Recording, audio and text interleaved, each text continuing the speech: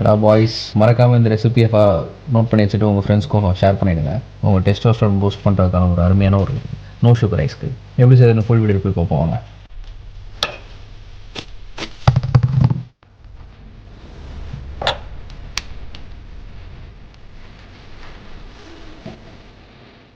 பால் நல்லா கொதிச்சு சுண்டட்டும். அந்த கேப்பில் வந்து ஒரு நல்ல பாயிலிங் வாட்டரில் டேட்ஸு கொஞ்சம் நட்ஸு போட்டு சோக் பண்ணிக்கலாம். இந்த டேட்ஸ் சுகருக்கு ஆல்டர்னேட்டிவாக டேட்ஸ் போடுறேன். ஸோ ஸ்வீட்னஸில் எந்த குறையும் இருக்காது.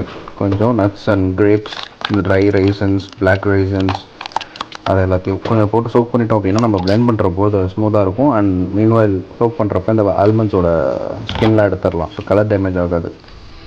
நம்மளோட சுண்ட வச்ச பால், நம்ம சோக் பண்ணி வச்சிருந்த நட்ஸ் அண்ட் டேட்ஸ்